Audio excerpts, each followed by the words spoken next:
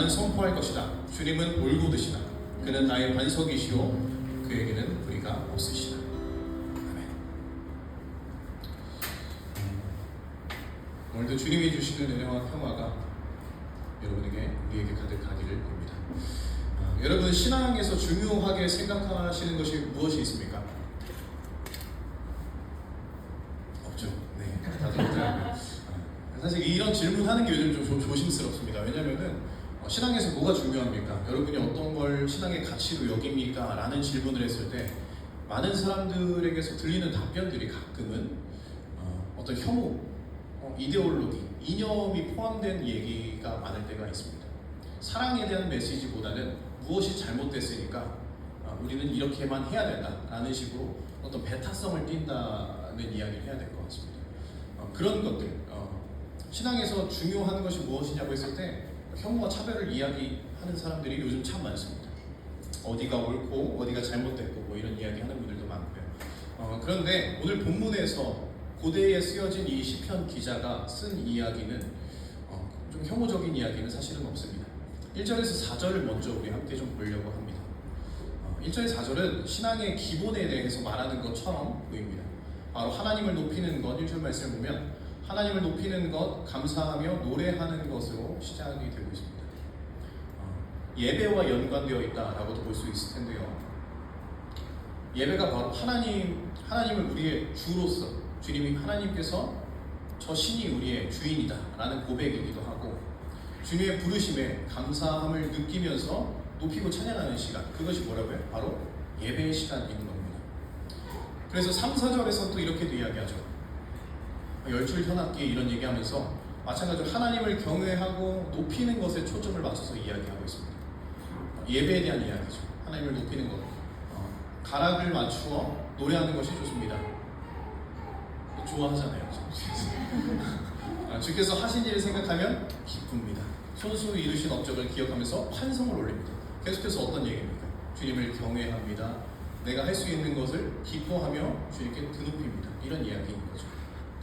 근데 어쨌든 주님을 위해서 악기와 목소리로 찬양하는 것 좋다. 또 주님을 경외한다. 계속 이런 이야기를 하고 있는데 조금 다른 이야기처럼 들릴 수 있지만 여기서 한번 우리가 짚고 넘어가야 될 게 있는데,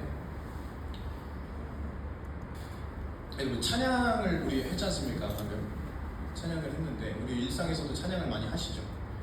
찬양에서는 중요한 게 뭡니까? 가사 중요하죠. 가사 중요하고 멜로디 중요하고, 리더 찬양 인도하시는 분 잘 부르는 거 제일 중요할 수도 있고 잘 못 부르시면 다들 좀 곤욕의 시간일 때도 있고 죄송합니다. 어쨌든 왜 이런 얘기 드리냐면 그거보다는 조금 봐야 하는 게 악기에 대한 이야기도 있어요. 악기라든지 우리가 뭐 옛날에는 워십 같은 거 있었죠. 몸으로 찬양하는 거, 그런 것들에 대한 비중도 좀 생각해볼 필요가 있습니다. 여기서도 3절 말씀 보면은 열줄 현악기 검고타며 수금 가락에 맞추고 노래하는 것 좋습니다. 동일선상에서 이야기하는 거죠. 그런데 가끔 어떻게 생각하냐면 악기로 연주하고 반주하는 거를 마치 백그라운드 뮤직이라고 생각하는 경우가 있어요. 반주하는 거다, 단순히. 그러니까 보컬이라든지 목소리로 찬양하는 것만 중요하게 생각하는 경향이 있다는 거죠. 근데 결코 그렇지 않습니다. 동일선상에 있습니다. 악기로 반주하는 것, 연주하는 것 그만큼 중요하고, 목소리로 찬양하는 것도 그만큼 동일하게 중요한 것입니다. 무엇이 더 뛰어난 것이 아니죠. 이 말씀을 드리는 까닭은 예배에서도 제가 드리고 있는 이 설교가 결국 전부일 수가 없습니다. 우리가 예배를 생각하면 설교를 너무 중요하게 생각합니다. 앞에 있는 찬양 시간에, 아니요, 반대일 때도 있죠. 수련회 가면 어떻습니까? 우리 찬양 막 30분, 1시간 이렇게 할 때도 있잖아요. 하고 어떻게 합니까? 다 기도하죠. 다 눈을 뜨질 않아요. 그러다가 이제 기도 없이 나오면 다 눈 떠서 그때 막 기도하고 그러지 않습니까? 그러니까 비중이 사실 다 중요합니다. 교회는 어떻습니까? 교회는 설교자나 목회자가 참 중요하죠. 사실입니다. 근데 그 존재가 교회나 예배의 전부여서는 안 됩니다. 마찬가지죠. 그 어느 일부가 전체여서는 안 된다라는 것을 우리 생각해야 된다는 겁니다. 오히려 우리가 예배에 집중하면서 주위를 좀 둘러볼 필요가 있습니다. 먼 이웃들을 생각할 수도 있고, 이 시간에 내 마음이 쓰이는 사람들이 있으면 생각할 수도 있지만, 교우들을 또 생각해 볼 필요가 있는 거죠. 옆에 있는 사람들, 지금 함께 예배 드리기 위해서 이 자리에 나오는 사람들 한번 돌아볼 필요도 있는 겁니다. 우리가 함께 모일 수 있기 때문에 예배를 드리는 것이지 않습니까? 그러니까 비중이 또 따지면 어떻게 됩니까?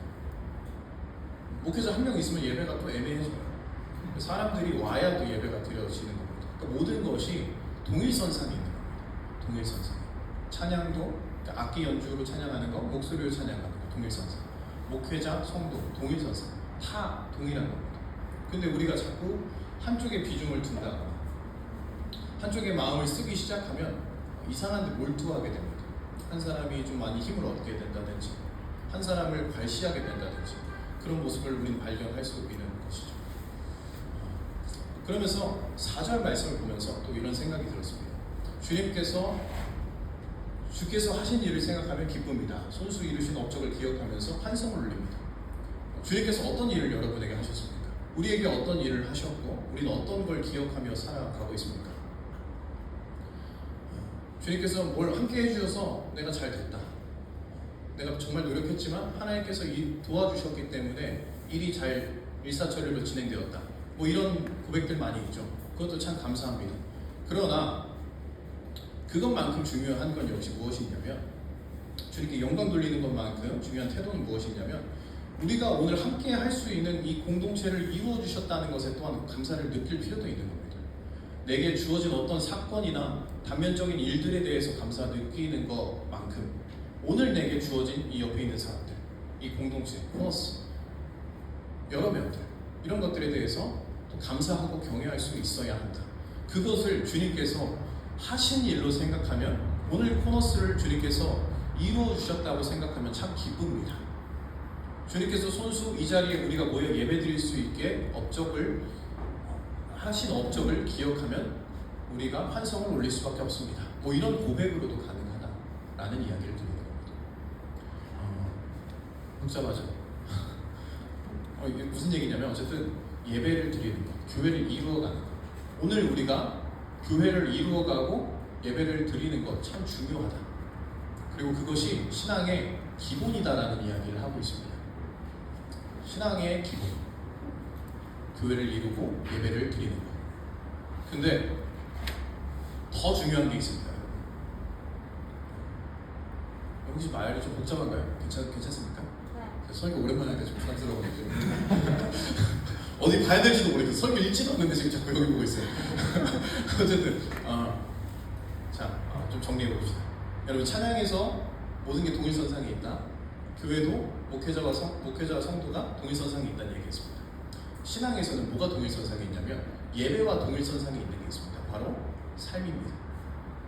예배만 잘 드리는 것. 이것은 반쪽짜리도 안 돼요. 예배만큼 중요한 것은 우리가 삶의 자리에서 아름다운 삶을 살아가는 것 굉장히 중요합니다. 우리 2절 말씀을 한번 함께 읽어볼까 합니다. 2절 말씀 읽어보겠습니다. 시작.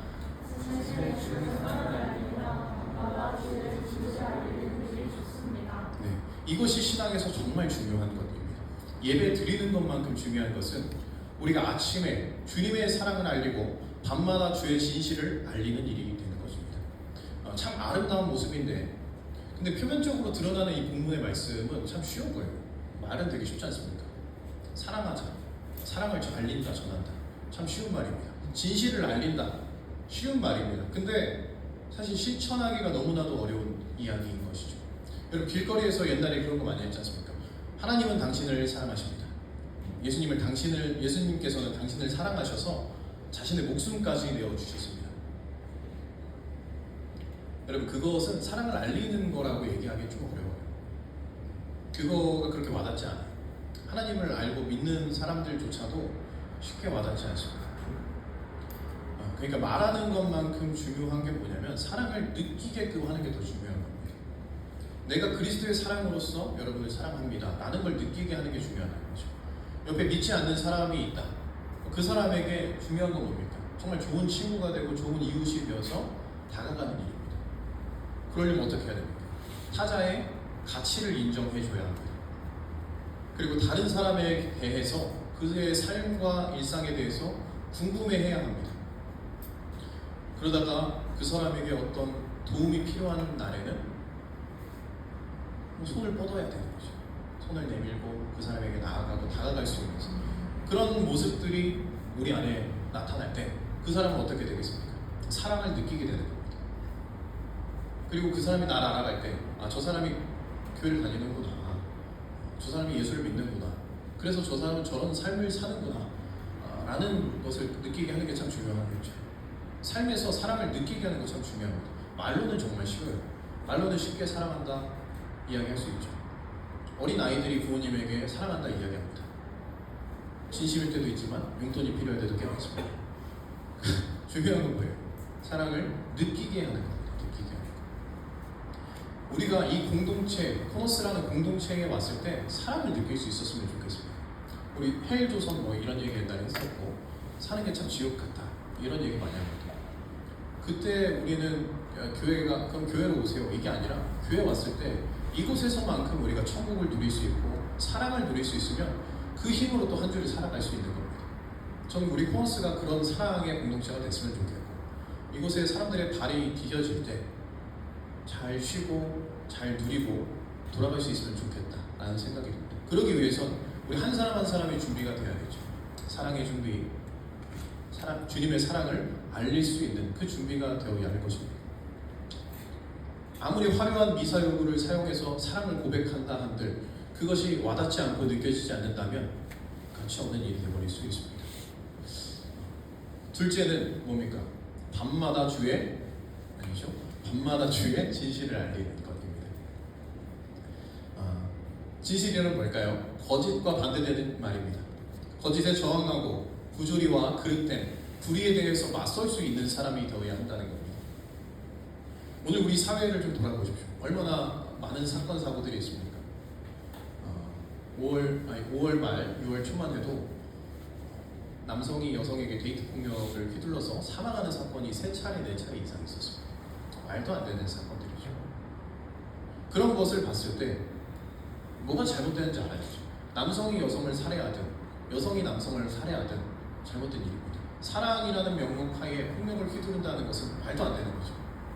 그런데 인터넷을 보면 성별로 갈리고 싸우고 있죠. 거짓과 불의가 가득한 세상입니다. 그런 시대에 우리는 무엇이 옳은지를 생각하고 이야기할 수 있는 사람이 되어야 합니다. 말하면 피곤합니다. 그래도 할 수 있는 사람이 되어야 한다는 것이죠. 혹자는 이런 이야기를 합니다. 신이 인간에게 무릎을 만든 까닭이 있다. 첫 번째는 무릎 꿇고 하나님께 기도하기 위함이고, 두 번째는 불의를 봤을 때 벌떡 일어나서 그 불의와 마주치고 싸우기 위함이다라고 얘기합니다. 여러분, 우리 무릎 다 있지 않습니까? 그러니까 기도하는 삶만 가져가야 하는 것이 아니라 불의를 봤을 때 기꺼이 맞서고 당당히 나아갈 수 있는 삶을 살아야 된다. 그렇게 진실을 알릴 수 있는 삶을 살아가야 한다는 이야기를 드리는 것입니다. 또 오늘 본문을 조금 다른 시각으로 보면 밤의 진실을 알린다. 이것은 밤은 무엇이 가득합니까? 어둠이 가득한 때이죠. 빛이 사라진 시간입니다. 빛이 사라졌을 때 우리는 그 어둠 속에서 빛으로서 존립할 수 있는가? 우린 빛의 존재로서 살아갈 수 있는가 생각해 봐야 한다는 것입니다. 스스로가 어떤 사람인지 좀 생각해 볼 필요가 있다라는 이야기를 여러분에게 드리는 것인데, 우리는 주님을 빛이라고 고백하지 않습니까? 주님은 빛이고 길이고 생명이다라고 고백하는데, 그 고백만으로 그치는 건 안 되겠죠. 우리도 그 빛을 닮아서 빛의 역할들을 감당할 수 있어야 합니다. 어둠이 가득한 때에, 밤이 된 시간에 진실을 알릴 수 있어야 됩니다. 근데 문제는 뭡니까? 빛이 있는 곳에만, 빛이 가득한 곳에만 우리가 나아가려 한다는 문제점들이 있는 거죠. 교회에만 너무 머무르려고 하고 기독교와 관련된 곳에만 시선을 두려고 하는 경향들이 있습니다. 근데 결국 그래서는 안 됩니다. 어둠의 시선을 돌려서 오히려 어둠 가운데 빛이 되는 존재로서 우리가 살아가야 한다는 것이죠. 부조리는 인한 폭력들, 학대들 얼마나 많은 때입니까? 그냥 잘못됐지, 세상이 잘못됐어, 시대가 잘못됐어, 그러니까 교회가 안전하니까 교회에만 있어야 합니다. 제일 위험한 생각입니다. 교회를 망치는 생각이기도 합니다. 그러니까 우리는 빛의 역할들, 주님이 빛이라 고백하면서 우리도 주님을 닮아가는 삶을 살아가야 하고, 또 부조리나 어둠이 있는 곳을 향해서 나아가야 할 것이다 라는 이야기를 드리는 겁니다. 그런데 죄송합니다. 이게 갑자기 꺼졌죠? 여러분, 진실은 또 뭡니까? 복잡한 말씀이에요. 오늘 본문 말씀이 시편이어서 아주 간단하게 보이지만 우리 쪽에서 많이 생각을 해봐야 돼요. 진실은 또 뭘까요? 뭐가 불인지는 알겠어. 뭐가 잘못된지는 알겠어. 그럼 옳은 건 뭘까요? 옛날에 그 마블 영화 같은 거 보면은 타노스 때려잡으려고 다 같이 뛰어들지 않습니까? 그게 정의로운 겁니까? 필요한 정의인 건 맞습니다. 그러나 어떤 폭력적이고 보복적인 정의보다는 다른 정의를 우리 생각해 볼 필요가 있을 것이다 라고 이야기 드리는 거죠. 사랑을 가진 정의, 나눌 수 있는 정의, 그런 것들이 필요하죠. 그것이 참된 정의의 속성 가운데 한 가지고요. 근데 교회가 자꾸만 그런 역할들을 하지 못합니다. 자꾸 누굴 비방하고 있고 다른 종교와 갈등만 만들어내고 어떤 정치적인 소모적인 이야기들만 하는 것이 요즘 교회의 모습입니다. 그래서 요즘 종교의 불꽃이 자꾸만 사그라드는 것처럼 보여지기도 합니다. 교회가 예전 같지 않죠. 예전 같지 않아요. 뭔가 자생적인 역할들을 잘 하지도 못하는 것 같고 선한 일들을 해나가지도 못하는 것 같습니다. 그리고 해나간다 하더라도 그 목적이나 의도가 마치 전도라든지 우리 교회를 홍보하기 위함일 때도 있죠. 그것을 우리가 정의라고 볼 수 있을까? 진실이라고 볼 수 있을까? 고민을 해봐야 합니다. 정말 많은 숙고와 고민들을 거쳤을 때에 정제된 진실과 정의가 드러날 수 있는 것입니다. 우리 말 속에 여러분 자꾸만 미움과 혐오의 말들이 있다면 그것을 좀 버릴 필요가 있겠죠. 이제 우리 삶에 다시 진실과 사랑을 회복해야 할 때입니다. 교회에도 그것들이 회복되어져야 하고 우리가 신앙인들이 하나님을 믿는 사람들이 정말 빛의 역할들을 잘 감당할 필요가 있다는 것 여러분에게 말씀드리는 겁니다.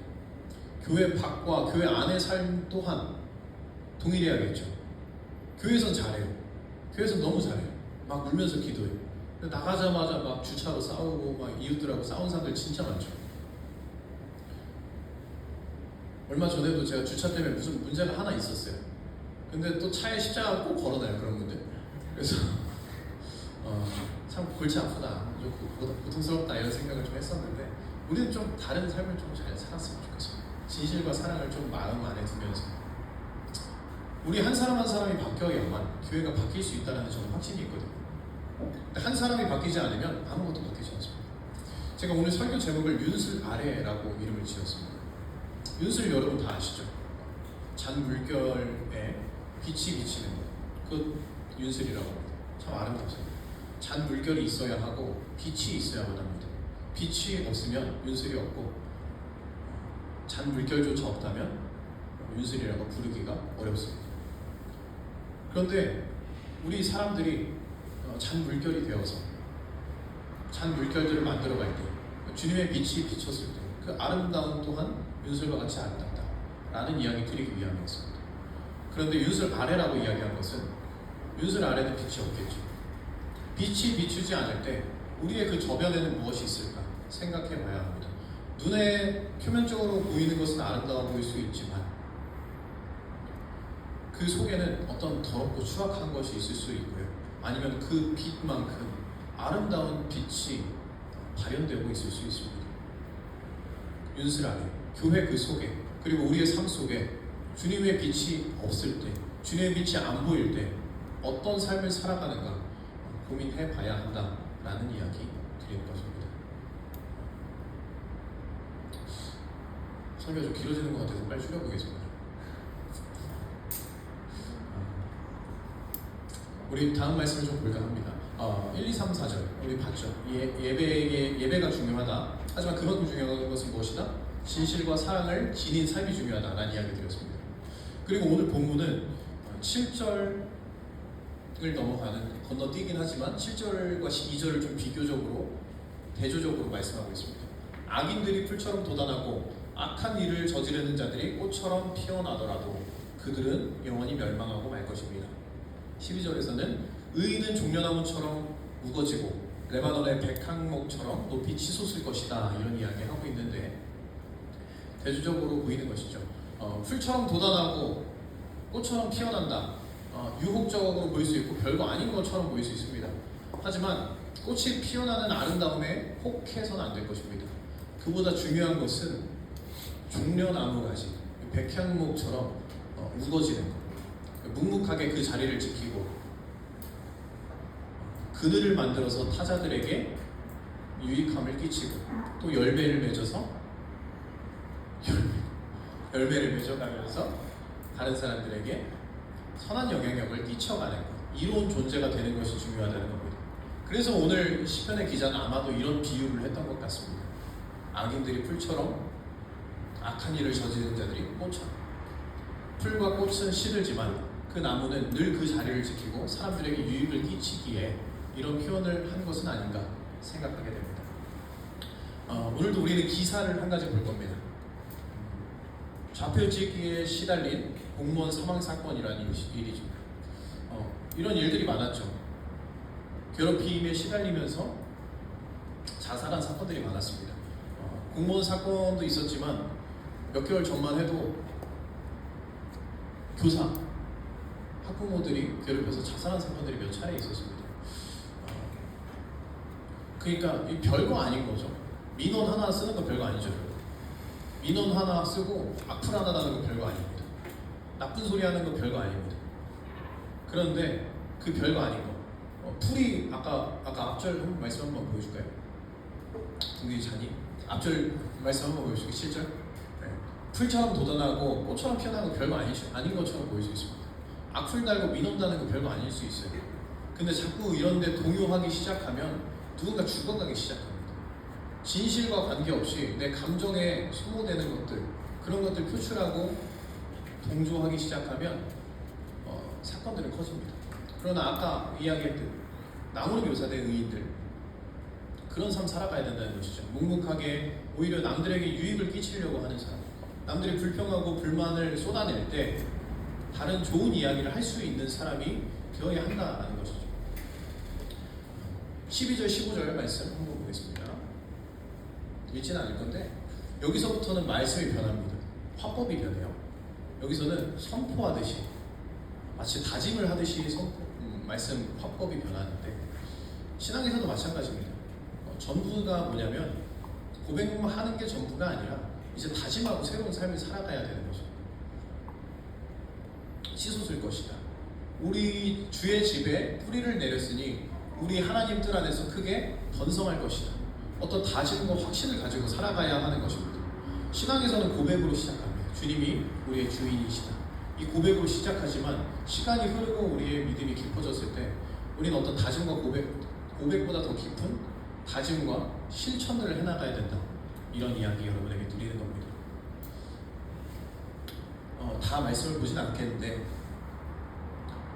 뿌리 내린다. 이것도 다음 기회에 보겠습니다. 할 얘기가 많은데 지금 시간이 너무 많이 지났어요. 여러분 빨리 끝낼게요.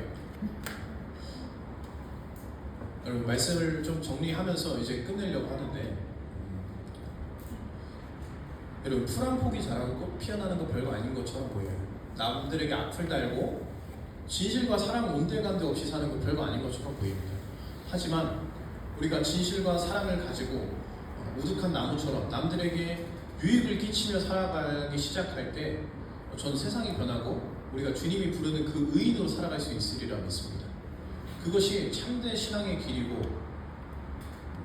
주님이 바라시는 의인의 길이라고 생각합니다. 우리 두 번째 기사도 한 가지 볼 텐데 이런 사건이 있었습니다. 학원 끝난 시간 밤에 본 투신 40대 남성이 자살하려고 뛰어들려고 하고 있었습니다. 근데 지나가던 포항 중앙여고 3학년 김은우 양이 살아주세요라고 하면 그 사람을 붙들었다고 합니다. 그래서 그분 살았대요. 근데 아까 여러분 기억하세요? 앞에 기사 뭐가 불만이 있고 마음에 안 들어서 민원을 달고 좌표찍기에서 사람을 괴롭히기 시작합니다. 그래서 사람이 죽어갑니다. 근데 누군가 죽어가려 할 때 의롭게 그 한 사람이 다가가서 그 생명을 살리는 사건이 반면에 있었다는 것이죠. 어떤 길을 선택할지는 명확합니다. 별거 아닌 풀포기처럼 쉽게 악한 일에 동조하기보다 무지히 그 자리를 지키면서 바른 일을 우리가 해나갈 수 있으면 좋겠습니다. 그것이 참된 의인의 삶으로서 주님 부른 자답게 살아갈 수 있는 길이라 믿습니다.